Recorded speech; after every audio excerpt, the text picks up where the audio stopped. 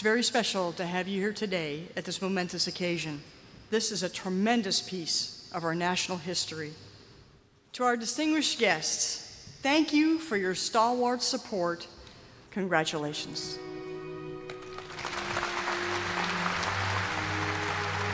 Without further ado, ladies and gentlemen, the Memphis Belle.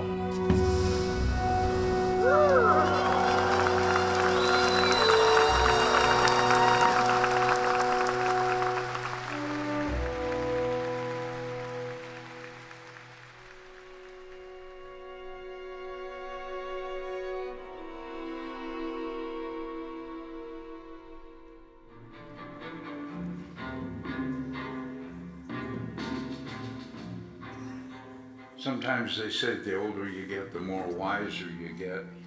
There weren't too many, I don't think, too much younger than me. I flew every one of my missions at 19. Mind if I give you a kiss? Pardon? Mind if I give you a kiss? Oh, anytime. Did you get that? Don't show it to my wife. I never thought I'd be a movie star at 93. I thought I'd be one at 90, but that's all right. I think you guys did a tremendous job, and I am not blowing wind. I really think you guys put it right there, right there.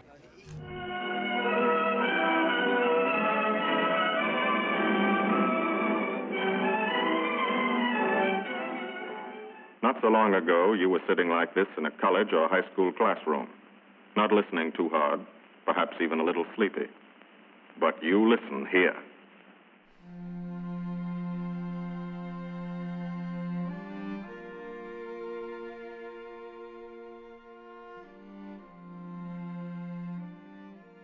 Well, fellas, we've never had an easy ride over there yet. And today won't be any different. No escort except unfriendly. So keep your eyes peeled. Don't get excited and yell when you're talking on the intercom.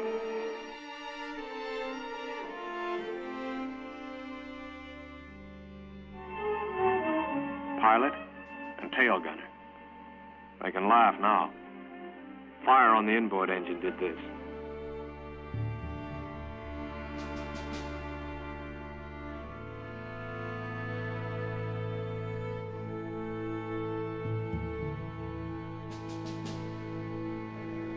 My father wanted to make not only the Memphis Belle, but wanted to be involved in World War II because he was born in Europe and he was Jewish and he still had a lot of family there and he cared a lot about what was going on. He didn't want to miss a big thrilling thing like World War II. I think he was something of a daredevil, and he said that once you got up in the plane and you're taking the pictures, you forget that people are shooting at you at the same time. I have been so sad every time I've seen the Memphis Belle, really as long as I can remember. It looked faded and scratched, and the sound was muffled, and I just thought it was in terrible condition and needed restoration. But the cost of restoration was always just beyond our means.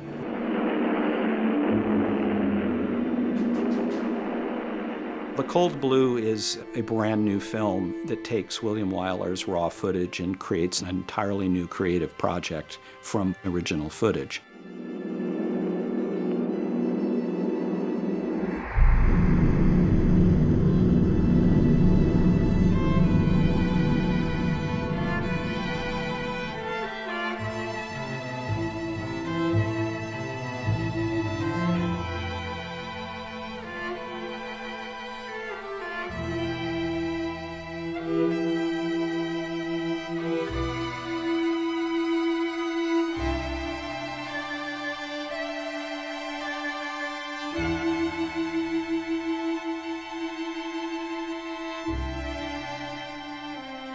It's the first time that 16mm World War II footage of any sort, let alone color, gorgeous Technicolor shot by one of Hollywood's greatest directors, has ever been transferred directly to 4K. And by transferring it to 4K, it allows us to blow the film up.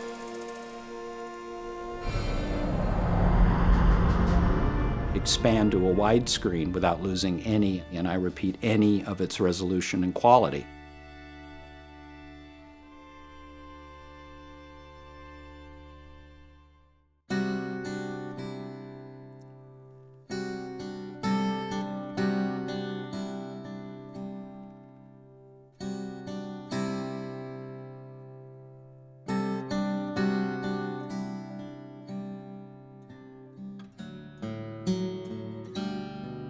One of the inspirations for this project was knowing of Paul Allen's love of World War II aviation.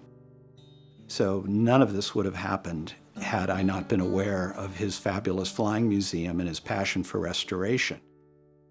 So it's a very easy leap to imagine him doing the metaphorical film equivalent, which is to restore a feature film that hopefully it scratches the same itch in a different form. There are a lot of technical stumbling blocks for this restoration. There are blue lines through all of the footage. So these guys risked their lives, and then it got ruined in a photographic lab. So we painted out every single blue line, again with technology that didn't really exist a couple of years ago. So we brought the film back to where William Wyler wanted it after he shot it.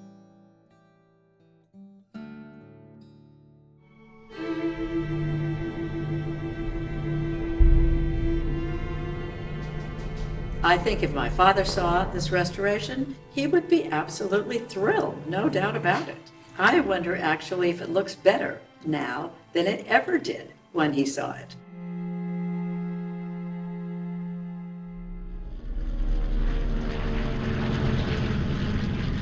This film is a portal into the past. It's a Wayback Machine. And through the extraordinary quality of the footage, you can enter the portal and walk into an English airfield in 1943. The goal of the Cold Blue was to create a feeling of what it was like to do it.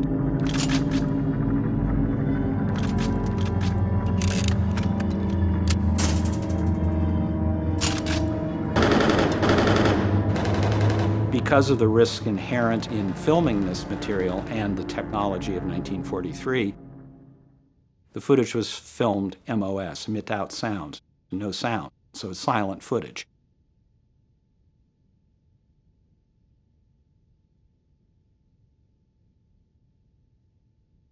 So what we had to do was recreate the sounds of 1943.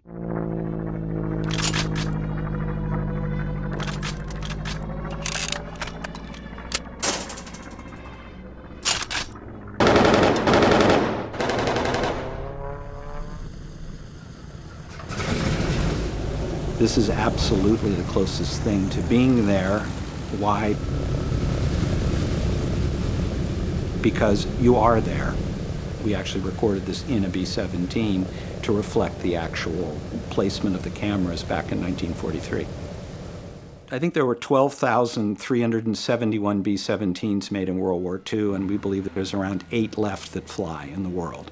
And we were lucky enough, thanks to the Collins Foundation, who own a B-17 and barnstorm around the country, they invited us to accompany them to Florida.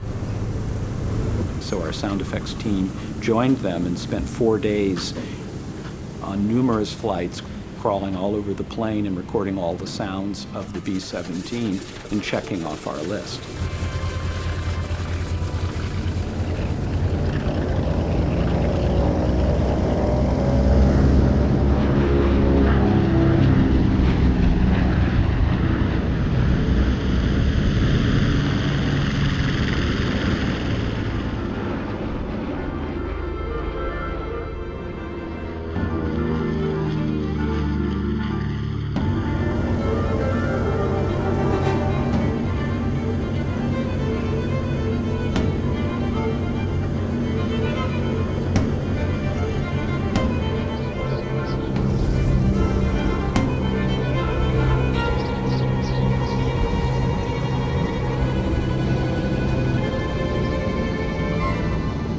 So I had 18 different points of a microphone where I needed to check the gain level when we took off for the first time. Yeah, I was a nervous wreck. In addition to what they talk about in the film of it getting incredibly cold because they were over the English Channel and over Germany, It gets very hot in those airplanes too. But there's a sunroof about the size of this rug that you can just stand up and look around, and the wind is incredibly strong and loud.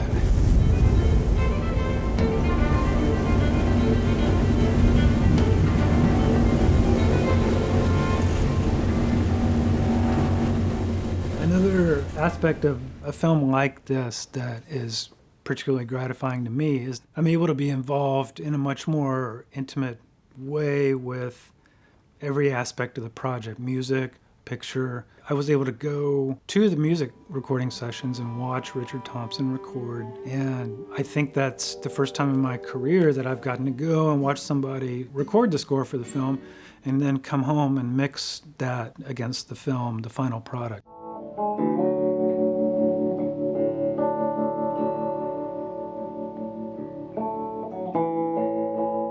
Richard Thompson is one of the most respected, for excellent reason, British guitar player musicians going.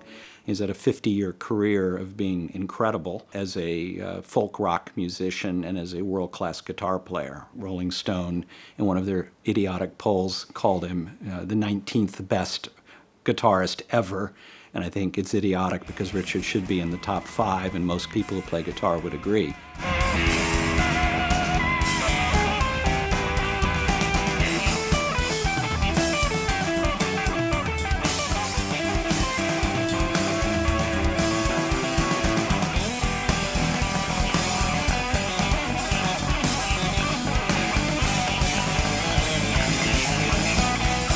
What Richard brings to the film is his score brings a real timeless quality. It exists out of time. It sounds, on one hand,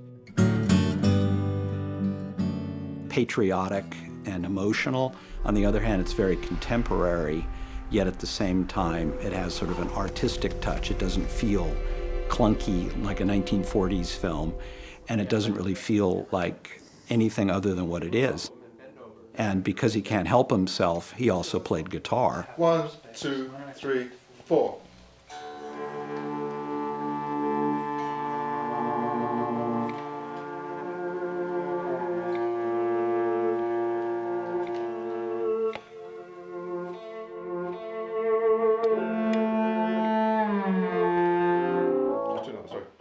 Take 2. I've done lots of basically guitar scores for other documentaries, and it's just not going to work for this because it's the wrong texture. You know, you have to use some of the cinematic cliches for that. So, you know, somehow you have to get back to, you know, the 1940s.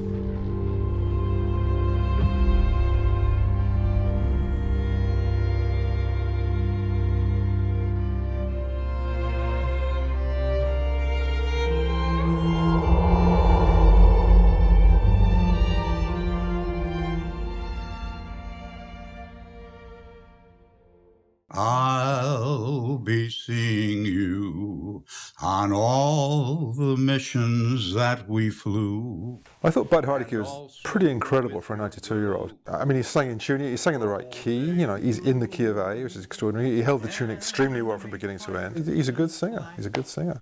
I'll be seeing you in my dreams, and I'll be missing you.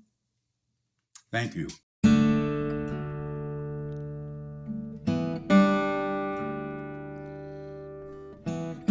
There are a couple of guitar cues where I just couldn't think how else to do it, really. And one guitar cue at the end, which is really bringing it up to date.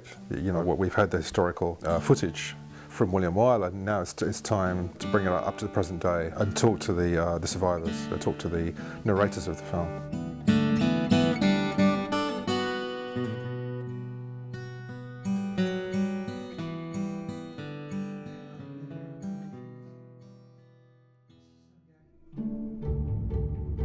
The crew of the 1943 Memphis Belle have since passed away. Like 95% of the men who fought in World War II. They're all in their 90s now. They don't come to you, you go to them. So we drove cross country and looked in on all 9 of them and interviewed them, each one of them, about their experiences. That experience, that ordeal, what it was like, has really not been captured. It certainly hasn't been captured in any documentary films that I've ever seen. So that was the goal, to show the human experience and make it clear what these guys went through, how they went through it, and why they went through it.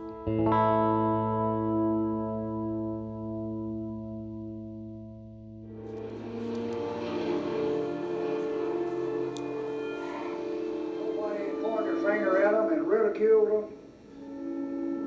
Nobody.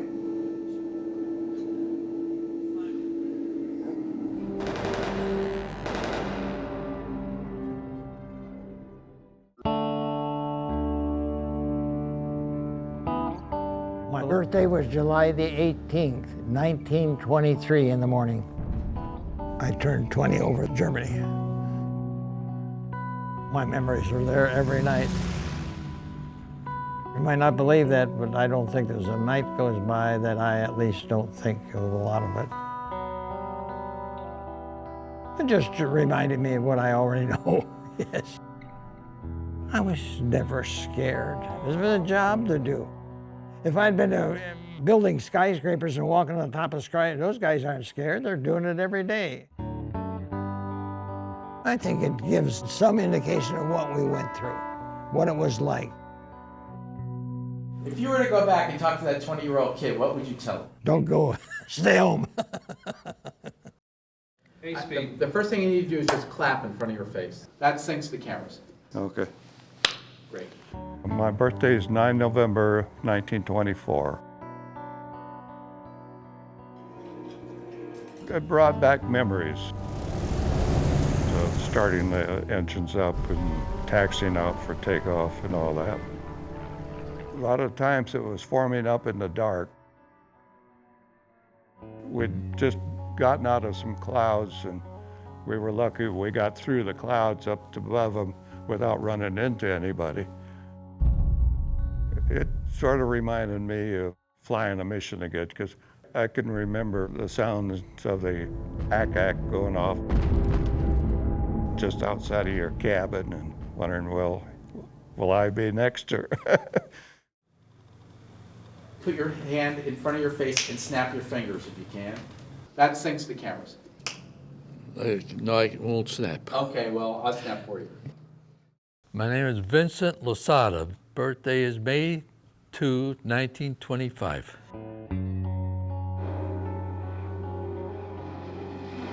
It was excellent. It seemed to tell the story the way it really was. That movie, it was right on the ball. It just brought back memories. I was reliving it. And what part in particular was the scariest for you? Scary. I think when they were taking the wounded guys off the plane, and they started giving them injections of blood in it. I think that brought back the worst memories.